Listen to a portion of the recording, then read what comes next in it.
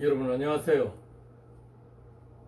국제거래협상론 강좌를 맡은 백유성 교수입니다.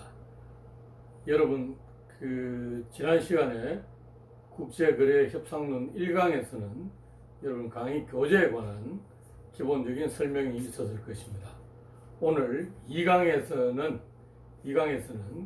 앞으로 그 강의를 어떻게 할 것인가에 관한 그 기본적인 내용, 그러니까 우리 안세영 교수가 집필한 글로벌 협상 전략이라는 이 책, 글로벌 협상 전략이라는 책에 관해서 내용 전체적인 것을 한번 설명을 하고, 여러분들이 이 책의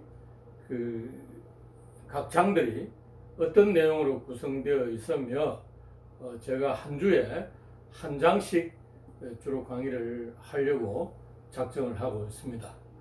그래서 그런 그 내용들과 여러분이 8주차와 15주차에 중간고사, 기말고사를 보게 될 텐데 그에 관한 내용들도 설명을 드리도록 하겠습니다. 우리 글로벌 협상 전략은 안세영 교수의 다양한 협상 경험을 토대로 해서 만든 책인데, 이 책은 14개의 장으로, 챕터로 구성되어 있고 크게 5부로 또 나누어져 있습니다. 5부의 14개의 장으로 구성되어 있는데 첫째 파트 1 제1부에서는 협상의 참모습과 5대 요소 1장, 2장에서는 주요 협상 이론에 관한 내용들이 설명되어 있습니다. 3장은 글로벌 협상가들이 흔히 범하는 7가지 오류에 관해서 설명하고 있고요. 그 다음 4장, 5장은 협상 전략에 관한 내용입니다. 파트 2, 그리고 파트 3, 3부에서는 국제협상과 문화에 관한 내용들이 기술되어 있습니다.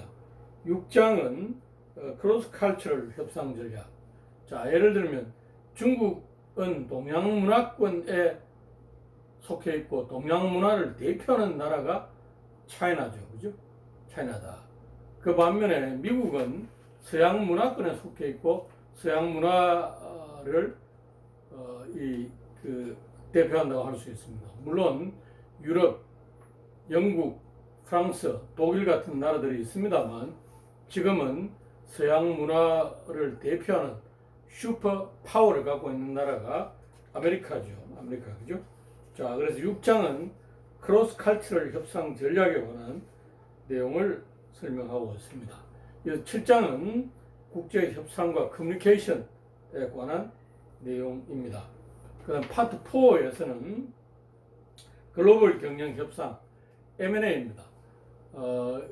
요즘 많은 국가의 기업들이 자국에서만 활동하지 않고 글로벌한 이 활동들을 하고 있습니다. 그래서 한국에 있는 삼성전자가 미국에 있는 IT 회사들을 합병하기도 하고, 중국에 있는 화웨이가 캐나다에 있는 이 휴대폰 관련된 부품 회사를 합병하기도 하는 그런 시대에 살고 있습니다. 그래서 8장은 Merge and Acquisition, M&A라고 하죠. M&A 협상 전략에 관해서 설명을 하고 있습니다. 그 다음 9장은 전략적 제휴와 합작 투자 협상입니다. 전략적 합작 투자 협상. 그 다음 10번째 장, 10장은 국제기술 이전과 협상에 관해서 설명하고 있고요. 11장은 글로벌 기업의 갈등 관리 협상에 관한 내용들을 설명하고 있습니다. 마지막 파트 5에서는 국제통상 협상에 관한 내용들입니다. 12장에서는 국제통상협상에 관한 기초적인 내용들을 설명하고 있고요. 13장에서는 한미통상협상, 아마 여러분들 지금 중국 학생들이기 때문에 이 한미 통상협상에 관해서는 자세하게 설명을 하지 않고 14장 중국과의 통상협상 및 비즈니스 협상을 설명을 하는 걸로 이렇게 하겠습니다. 그러면 여러분 14개 장 중에서 13개 장을 우리가 충분히 커버하고 8주차에 중간고사, 그 다음에 15주차에 기말고사를 보게 될 것입니다. 여러분 지금 중국에서 이 강의를 듣고 있기 때문에 제가 오늘 이 클래스에 여러분들 강의 동영상 유튜브에 있는 강의 동영상 URL 동영상 주소를 말하죠. 주소를 업로드 시켰는데 여러분들이 아마 중국에서 그 강의를 들은 학생들은 출석으로 이 클래스에 기록되어 있는 것을 볼 수 있었습니다. 자, 그래서 여러분이 중국에서 중간고사, 기말고사를 보기 때문에 온라인으로 시험을 볼 것입니다. 온라인으로 시험을 보고 또 시험은 온라인으로 실시간으로 보기보다는 여러분에게 시험 문제와 답안지를 여러분에게 주고 최소한 2일에서 한 3일 정도의 시간을 여러분이 주려고 합니다. 여러분 요즘 많은 지식들이 어디에 있습니까? 과거에는 책 속에 있었지만 물론 지금도 종이책 속에 많은 지식들이 있습니다. 그러나 구글에 인터넷상의 구글에 여러분 다 있습니다. 그죠? 그래서 과거의 천재들은 머리가 뛰어나서 많은 지식들을 머리로 기억을 했지만 오늘날은 이제 여러분들이 머리로 기억하는 것보다는 정보를 누가 어떻게 적시에 효과적으로 찾는가 하는 것이 그 개인의 스마트한 정도를 결정하는 중요한 척도가 될 것입니다. 그래서 제가 지난 학기부터 여러분 선배들은 마찬가지고 이제 암기하여서 답안을 쓰는 시험은 더 이상 보지 않겠다 하는 것을 여러분들에게 말하였습니다. 그래서 여러분들의 머리로 생각하고 여러분들의 목소리를 적는 시험. 그러니까 앞으로의 시대는 대단히 창의적인 사람만이 유능한 인재가 될 수 있다 하는 것을 여러분 잘 알고 있을 것입니다. 이제 창의적인 인재가 아닌 매일 똑같은 일을 반복하는 사람들은 언젠가 그 일자리가 없어지고 로봇이라든지 기계가 여러분의 자리를 대체하게 될 것입니다. 그래서 여러분들은 남들이 쉽게 모방할 수 없는 자신만이 할 수 있는 일들을 찾고 그러한 역량을 갖추어야 여러분은 앞으로 21세기에 유능한 인재가 될 수 있습니다. 여러분 아마 제 강의를 듣는 여러분들 대부분 20대 초반일 터인데요. 저는 이제 여러분보다 40년을 더 많이 산 60대 초반입니다. 그죠? 앞으로 여러분들은 20대 초반이면 70년을 더 살 수 있을 것입니다. 저는 많이 살아봐야 한 20년 더 살지만 여러분 70년을 더 살려고 하면 어떻겠습니까? 지금 코로나19가 같은 이런 기후 환경 변화로 새롭게 생겨나는 전염병이나 환경의 변화가 여러분들 70년 동안 앞으로 무수히 반복될 것입니다. 이렇게 반복되는 세상에 여러분이 자신을 지키고 행복하게 살기 위해서는 어떻게 해야 되겠습니까? 여러분 자기를 지키는 남들에게 휘둘리지 않고 자기만의 자기 인생의 주인이 되어야 될 것이다. 그죠? 여러분 중국에 계시지만 중국만을 위해서 사는 그런 시대는 지났습니다. 이 지구를 위해서, 이 인류를 위해서 여러분 훌륭한 인재가 되어야 될 것입니다. 제가 늘 여러분을 강조하지만 여러분들은 중국의 인재이지만 우리 이 지구를 위한 훌륭한 인재이다. 앞으로 그 시대는 이제 그 지구 속에서 경쟁하기보다는 우리 지구가 우주로 나아가는 그런 시대에 살게 될 것입니다. 여러분, 앨런 머스크가 지금 화성에 사람을 보내서 지금 우주 여행을 하려고 하는 것을 알고 계시죠? 중국도 지금 인공위성을 통해서 우주로 나가는 이런 그 연구에서는 그 세계에서 손꼽히는 그런 기술력을 보유하고 있지 않습니까? 그죠? 자, 그런 여러분 큰 꿈을 가지고 이 그 대학 시절에 이 독서도 많이 하고 그다음 운동도 하고 사색하고 이렇게 하셔야 앞으로 여러분은 소망하는 행복한 인생의 순간을 맞이하게 될 것입니다. 자, 여러분, 그러면 이 14개의 장 중에서 지난 시간에 1강에서는 교재를 간단히 소개했고, 오늘 설명할 국제거래협상론 2강 1주차, 2강 1주차, 3강에서는 제1장 협상의 진정한 모습과 협상에서 중요한 5가지 팩터에 대해서 설명을 드리고자 합니다. 자, 협상은, 여러분, 협상이 뭡니까? 협상, 그죠? 협상은 서로 주고받는 것 아닙니까? 여러분, 거래. 자, 여러분, 이 시장에 가서 마켓 시장에 가서 물건을 하나 산다 생각해 보십시오. 중국은 역사가 대단히 오래되었기 때문에 이 장사의 수완도 대단히 좋습니다. 중국 상인들, 그죠? 중국의 중국 여러분 그 화교라고 그러죠. 화교. 제가 다녀본 남미의 페루의 티티카카 호수가 있는 그 도시, 티티카카에 접근하기 위한 그 호수로 가기 위한 그 중간 거점 도시에서도 이 중국 식당, 차이나 레스토랑이 있는 것을 보았습니다. 여러분, 중국의 그 화교들은 세계 곳곳에 진출하여서 식당이라든지 이 비즈니스에 종사하고 있습니다.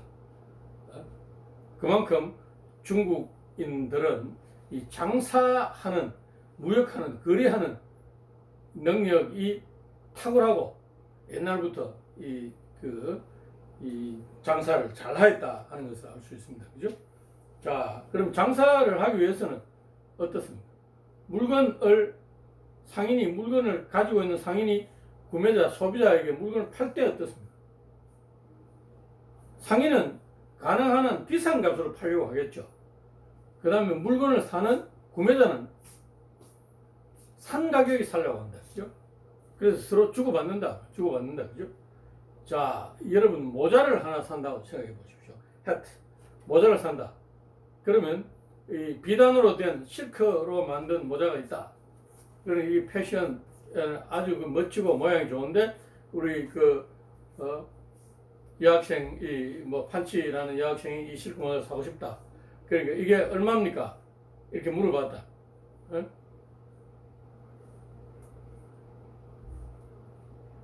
얼마입니까? 물어보니까 그게 300위안입니다.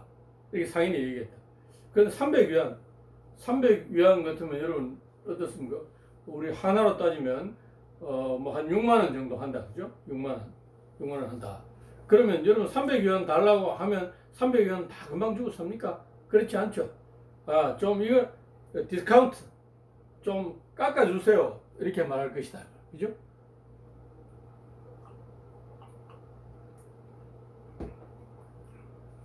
깎아주세요 하고 말한다. 그러면 200위안에 해주세요. 그럼 상인 입장에서는 또 어떻습니까? 200위안에 팔 수 없습니다. 내가 손해를 보고 팔 수 없으니까 200위안은 도저히 안 됩니다. 그러면 280위안 주세요. 이렇게 말할 것이다. 그죠? 280위안. 그러면 또 여러분 그 판치라는 우리 그 레이디는, 여학생은 어떻습니까? 280위안? 그러면 이 상인이 여러분에게 모자를 좀 깎아줄 생각이 있구나 해서 그러면 250위안에 합시다. 이렇게 또 이 제안을 한단 말이에요. 그죠? 서로 이 주고받는 거죠. 주고받는. 그러니까 이 협상이라는 것은 상대가 있어서 갑과 을, A와 B가 있어서 서로 주고받는 커뮤니케이션 과정입니다. 커뮤니케이션. 그죠? 커뮤니케이션 하면서 어떻습니까? 서로 의견이 합치되어서 이 거래가 성사되는 것이 협상이다. 커뮤니케이션 프로세스의 일종이 협상이다. 여러분 이렇게 생각하시면 되겠습니다. 그런데 보통 협상에 대해서 잘 모르는 사람들은 자, 협상을 잘하는 사람은 말을 잘하는 사람이다. 말을 잘하는. 네? 중국의 전국시대에 모수라는 사람이 있었죠. 그죠? 모수, 여러분 유명한 고사성어인 모수 자천이라는 그런, 그죠? 모수가 중국에서는 세객이라고 그러죠. 세객. 유세가. 그러니까 요즘 경영학에서는 이런 사람들을 우리 뭐라고 부릅니까? 전략가라고 부르죠. 전략가가 부른다. 전략이라는 것은 경쟁에 이기는 방법을 우리 전략이라 하는데 이런 전략을 만들어내는 사람입니다. 그죠? 그래서 이 전국시대에 군주들에게 찾아가서 우리 전쟁을 중지하고 화평을 맺읍시다 하고 이렇게 말하고, 그럼 잘못하면 전략가가 제대로 이 군주에게 자기의 의사가 받아들이지 않으면 때로는 포로로 잡히기도 하고 때로는 뭡니까? 목이 달아나기도 한다. 그죠? 그러니까 얼마나 위험하겠습니까? 그러나 그 협상에서 성공하면 어떻게 됩니까? 유명해지면서 이 협상안을 가지고 본국으로 돌아갔을 때 그 많은 상금을 받아서 또 이 대신의 자리에 오르기도 하고 이렇게 한다. 그죠? 자, 그런데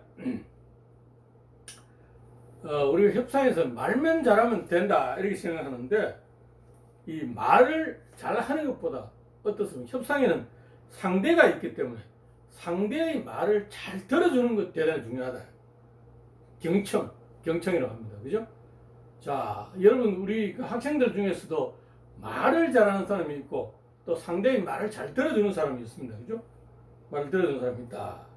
그래서 우리는 말을 할 때도 말만 하는 것이 아니라 말에 따라 손짓을 한다든지 표정을 짓는다든지 몸짓을 한다든지 하는 non-verbal한 커뮤니케이션, non-verbal behavior를 보여주게 된다. 그죠? 그래서 자, 이런 말 이외에 이 몸짓에서 드러나는 표정이나 행동을 보고 저 사람이 이 협상에 만족하구나, 아니면 내가 제안한 것에 대해서 대단히 실망했구나 하는 것을 우리가 알 수 있겠죠. 그죠? 자, 그 다음에 중국과 미국의 협상 생각해 보십시오. 그죠? 자, 중국에서 제안한 협상들을 미국의 무역대표부나 대표부의 대표라 국무장관이라든지 이런 사람들이 중국에 와서 외교부장이라든지 그 외교 담당 국무위원하고 협상을 한 다음에 어떻게 합니까? 그 안을 가지고 본국으로 돌아가서 트럼프의 최종 결심을 받는단 말이에요. 그죠? 중국에도 마찬가지겠죠. 이런 협상가들이 돌아와서 공산당의 최고 지도자인 시진핑의 시진핑 주석의 이 결심을 얻어서 이 서로 협상의 문서에 서명하고 하겠죠. 이처럼 협상 전선에 나서는 사람이 있고 그 뒤에 있는 보이지 않는 협상 그 내부자가 있단 말이에요. 그죠? 그걸 실력자라고 할 수도 있고 그 드러나지 않는 의사결정자가 항상 존재한다. 그죠? 그래서 협상에서는 말을 하는 일선에 드러나 있는 협상 당사자도 중요하지만 보이지 않는 이선에 있는 협상의 내부자, 이해관계자도 대단히 중요하다 하는 것을 알고 계셔야 됩니다. 자, 또한 협상은 서로 주고받는 상호작용이다. 자, 그렇지 않습니까? 아까 여러분 모자 사는 얘기를 했는데, 자, 구매자, 상인은 모자를 파는 사람은 어떻습니까? 300위안 받는 것보다 500위안, 1000위안 받는 게 더 좋겠죠. 그런데 300위안 안 부르고 500위안 달라고 하면 그 사람 사겠습니까? 안 사고 가버린단 말이에요. 그죠? 그러면 300위안도 벌지 못하는 거예요. 그렇기 때문에 항상 상대방에 있는 주고받는 상호작용 과정이다 하는 것을 여러분이 또 알고 계셔야 됩니다. 자, 그 다음 협상은 그 자발적으로 주는 것도 있지만 비자발적으로, 자, 아까 모자를 사면서 우리 얘기한다, 그죠? 자, 여러분, 모자는 이 패션의 중요한 아이템이지만 또 모자와 같이 따라가는 게 뭡니까? 스카프 같은 이런 것들이죠. 자, 그래서 모자를 산 그 뭐 판치 양은 그 옆에 보니 스카프도 팔더라고요. 아, 저 스카프 사야 되겠다. 그래서 모자를 사면서 모자 한 개만 사는 것이 아니고 이 모자와 스카프 같이 사면 얼마입니까? 또 아니면 저쪽에 있는 스카프 모자를 내가 2개를 살 테니까 저 스카프를 1개 끼워주세요. 덤으로 주세요. 이렇게 말할 수도 있단 말이죠. 그런 그 상인이 본인은 원하지 않지만 어쩔 수 없이 같이 줄 수밖에 없는 비자발적인 양보를 불러일으킬 수 있도록 협상하는 것이 대단히 중요하다. 또 협상은 한 번만에 원하는 결과를 얻을 수 있으면 대단히 좋겠습니다만 한 번만에 원하는 결과를 얻지 못하겠죠. 그러면 양자 간에 갈등이 생긴단 말이에요. 미국과 중국의 지금 무역협상 마찬가지 아닙니까? 그죠? 미국이 중국을 대단히 압박하고 있죠. 화웨이라든지 중국의 여러 가지 그 IT 기업들에게 미국의 기술을 추격해오지 못하게 대단히 큰 압력을 넣고 있습니다만 이런 것들이 협상을 하면서 갈등이 계속 생기겠죠. 그러니까 이와 같은 갈등을 관리하고 갈등을 줄여 나가는 것도 협상에서 협상 당사자가 대단히 중요하게 생각해야 될 요소들이다 하는 것을 우리는 알 수 있습니다. 자, 그래서 이 협상에서 너무 말을 잘하고 말을 많이 하는 것이 반드시 협상 성공에 유익하지 않다 하는 것을 여러분들 기억해 두셔야 됩니다. 자, 그래서 때로는 청산유수 같은 달변의 협상가 보다는 말을 못하는 눌변의 협상가가 진심을 상대에게 보여줬을 때 훨씬 더 협상에서 성공할 수 있다 하는 것을 여러분은 반드시 기억해 두셔야 합니다. 그래서 이 말을 너무 협상에 많이 하게 되면 자신이 가지고 있는 중요한 정보들을 노출시키게 되고 또 말을 하다 보면 자신이 정말 진정으로 원하는 것이 무엇인지 하는 협상 목표를 때로는 망각하기도 한다. 그죠? 그리고 또 이 말을 너무 잘하면 협상 상대방이 저 사람이 나를 속이기 위해서 저렇게 청산유수처럼 말하는가 하는 이런 오해를 불러일으키기도 한다. 그래서 자, 협상에서는 상대의 말을 잘 듣고 그 말 속에 있는 뜻을 간파해내는 것도 대단히 중요하다. 그리고 진지한 태도로 상대의 말을 들어주라 하는 얘기입니다. 자, 그 다음 협상이란 이 말로 소통하는 언어적인 그런 그 과정인데 미국의 올브라이트라는 여성 그 국무장관은 협상장에 나갈 때 그 액세서리 중에 브로치를 달고 나갔답니다. 그죠?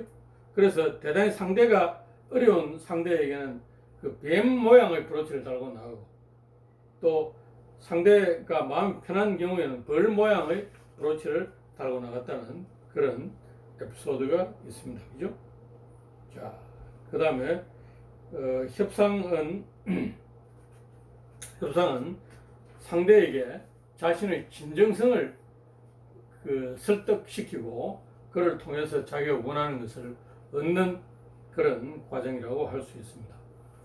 자, 협상은 아까 말씀드린 것처럼 겉으로 협상에 나서는 당사자, 표면에 있는 사람도 대단히 중요하지만 그 표면에 있는 사람보다는 협상의 뒤편에서 의사결정에 보이지 않는 영향력을 행사하는 실력자가 반드시 있단 말이에요. 물론 협상 당사자가 실력자일 수도 있지요.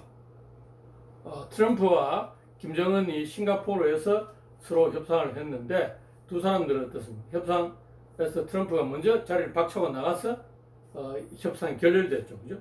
두 사람은 대단한 실력자였지만 그 자리에서 또 본인이 결정하고 싶어도 자신을 둘러싼 협상과 관련된 여러 이해관계자들이 있다. 김정은의 정권을 유지하는 데서는 김정은을 둘러싼 군부 세력들이 있단 말이에요. 그죠? 관력 세력도 있고 군부 세력도 있고 북한의 일반 주민들이 있다는 거죠. 그러면 자기가 결정했을 때 그 북한의 주민들, 그 다음에 군부 엘리트들, 그 다음 관료들이 우리 국무위원장이 협상을 잘해왔구나 하는 것들을 인식시킬 수 있어야 된다. 트럼프도 마찬가지겠죠. 트럼프는 선거를 통해서 당선된 대통령입니다. 그죠? 그러면 자기를 지지해주는 공화당 지지자들이 우리 대통령 트럼프가 미국의 이익을 정말 진정으로 챙겨서 협상에 성공하고 있구나 하는 것을 인식시켜 줘야 되겠죠. 이런 측면이 협상의 참모습 중에 하나입니다. 협상의 이해관계자들이다. 그죠? 이해관계자들이다. 그 다음에 협상에서 보통 그 협상에 나서는 당사자들이 빠지게 되는 그 오류 중에 하나가 자기중심적인 환상이라고 합니다. 우월감. 내가 저 협상 당사자보다 훨씬 더 똑똑하고 정확한 판단을 할 것이다. 그리고 상대방을 잘 설득할 수 있다.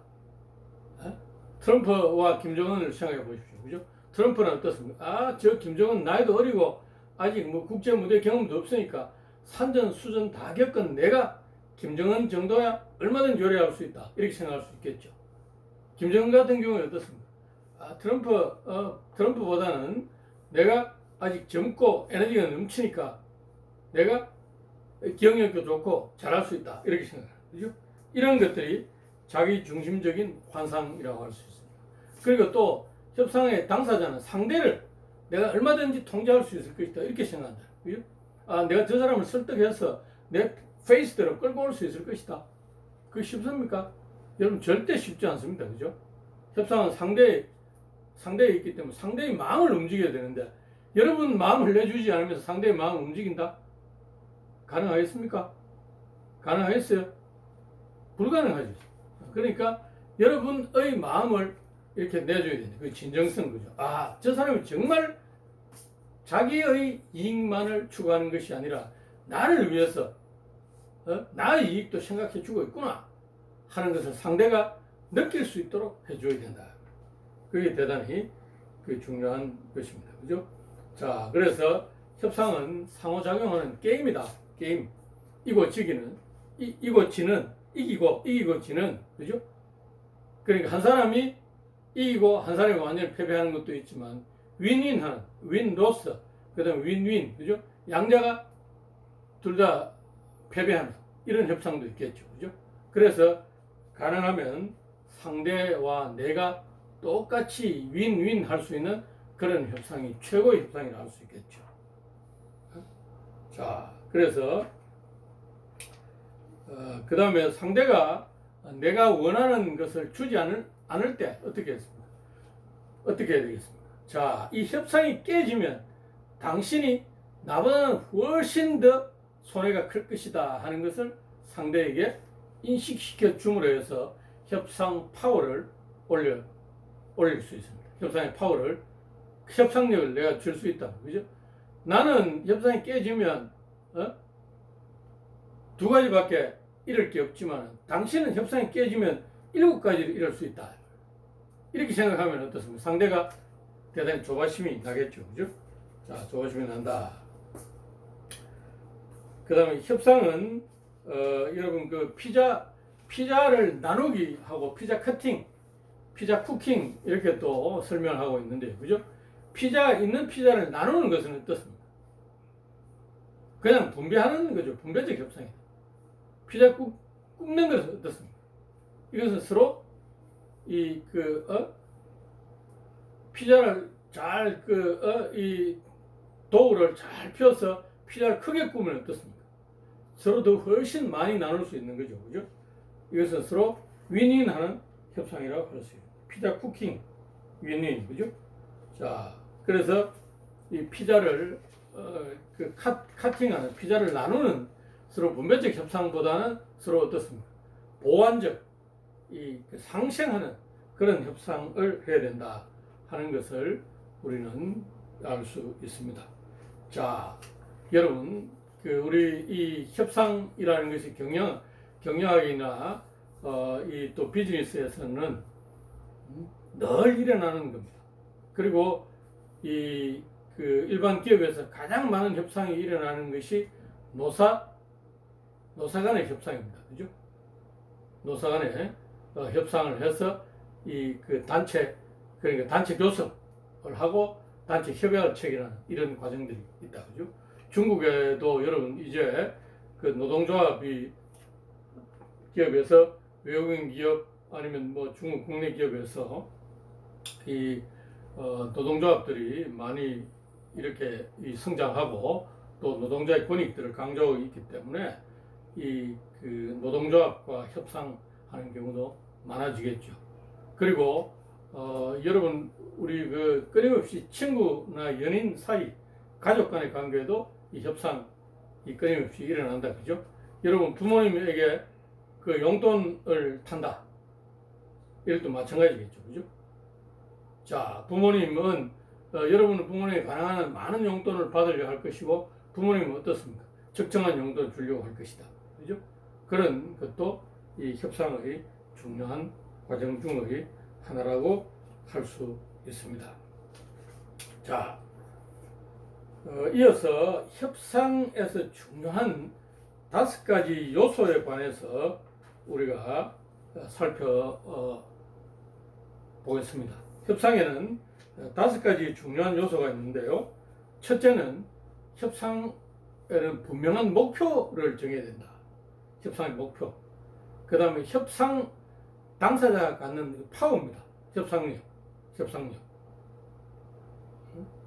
그 다음에 협상하는 당사자, 갑과 을, 그 다음에 A와 B 간의 관계, 서로 이 신뢰의 관계가 있는가, 아니면 뭐 적대적인 관계가 있는가, 아니면 자주 만난 그런 사람인가, 아니면 협상장에서 처음 만난 초면의 사람인가에 따라서 이 협상의 성공 정도가 달라지겠죠. 그 다음에 협상에서 또 중요한 것 중에 하나가 파트너라는 건데요. 파트너는 이 협상이 결렬되었을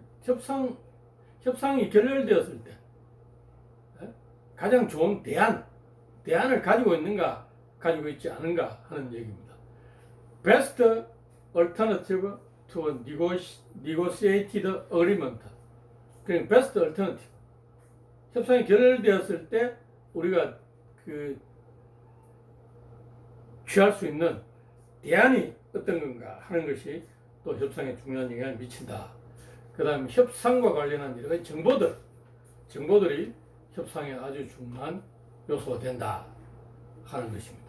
이게 협상의 5가지의 중요한 요소들이라고 할 수 있습니다. 자, 오늘 지금 설명드릴 1주차 2강에서는 협상의 중요한 5가지 요소, 협상 목표, 협상력, 그 다음에 협상 당사자들 사이 관계, 그 다음에 협상이 결렬되었을 때 그 사용할 수 있는 아주 좋은 대안이 어떤 것인가. 그 다음에 협상을 하는 그 과정에서 협상 당사자에 관한 여러 가지 정보들, 이 5가지가 협상의 중요한 요소들이다 하는 것을 설명을 드렸습니다. 자, 오늘은 여기까지 이 강의를 하겠습니다.